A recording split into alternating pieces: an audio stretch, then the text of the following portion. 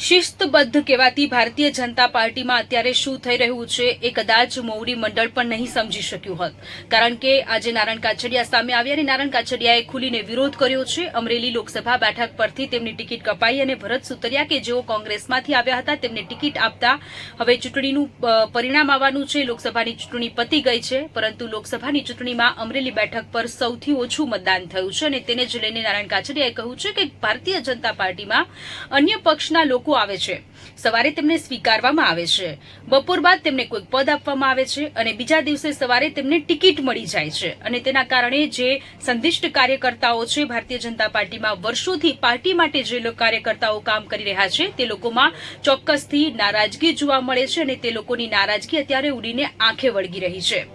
મોવડી મંડળ આ ડેમેજ કંટ્રોલને કેવી રીતે દૂર કરશે તે જોવું રહ્યું.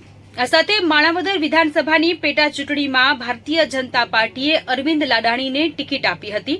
અરવિંદ લાડાણીએ આ વખતે આક્ષેપ લગાવ્યા છે. તેમણે ભાજપના પ્રદેશ પ્રમુખ સી.આર. પાટીલને પત્ર લખ્યો છે અને પત્રમાં એ પ્રકારની વાત કરી છે કે જવાહર ચાવડા કે જેઓએ પક્ષ વિરોધી નીતિ કરી છે, પક્ષ વિરોધી પ્રવૃત્તિ કર્યા હોવાનો વાત કરી છે.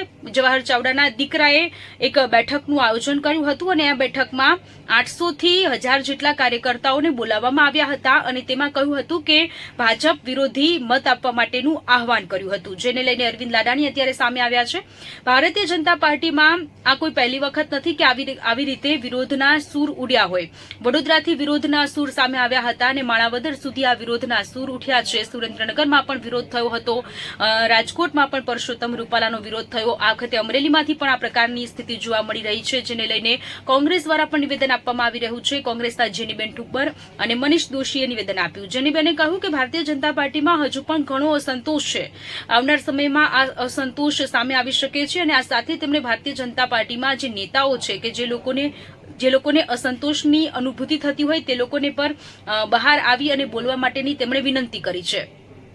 નારણભાઈ કાછડિયાએ નિવેદન આપ્યું, ત્યારબાદ જેનીબેનના નિવેદન અને ત્યારબાદ તરત જ અરવિંદ લાડાણીએ એક વિડીયો જાહેર કર્યો છે અને પત્રમાં આ પ્રકારનું નિવેદન કર્યું છે.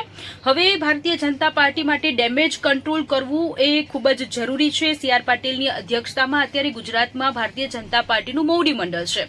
હવે આગામી સમયમાં ઇન્ટરેસ્ટિંગ વાત એ છે કે ભાજપના પ્રદેશ પ્રમુખ સી.આર. પાટીલ આ સ્થિતિને કેવી રીતે સોલ્વ કરશે, કારણ કે રોજ રોજ એક પ્રકારના નિવેદનો આવે છે.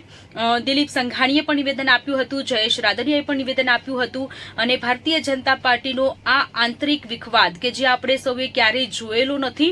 કોંગ્રેસમાં જ આ પ્રકારની સ્થિતિ હોતી હતી, પરંતુ હવે ભારતીય જનતા પાર્ટીમાં પણ આ પ્રકારની સ્થિતિ છે. હવે ભારતીય જનતા પાર્ટીનું મોવડી મંડળ શું કરે છે, કેવી રીતે ડેમેજ કંટ્રોલ કરે છે અને આગામી સમયમાં શું હજુ પણ કેટલાક ભારતીય જનતા પાર્ટીના નેતાઓ સામે આવશે, વિરોધ નોંધાવશે તે જોવું રહ્યું. પરંતુ ચોક્કસથી એ વાત છે કે ભારતીય જનતા પાર્ટીમાં અત્યારનો જે વલણ છે તે ચોક્કસથી અલગ દિશામાં થઈ રહ્યો છે. પરંતુ આ સ્થિતિ નારણભાઈ કાછડિયા જે સામે આવ્યા, એ અરવિંદ લાડાણી જે સામે આવ્યા, એના પર સવાલો અત્યારે એટલા માટે થઈ રહ્યા છે કે ચૂંટણી પતી ગઈ છે અને ત્યારબાદ તેઓ સામે આવ્યા છે.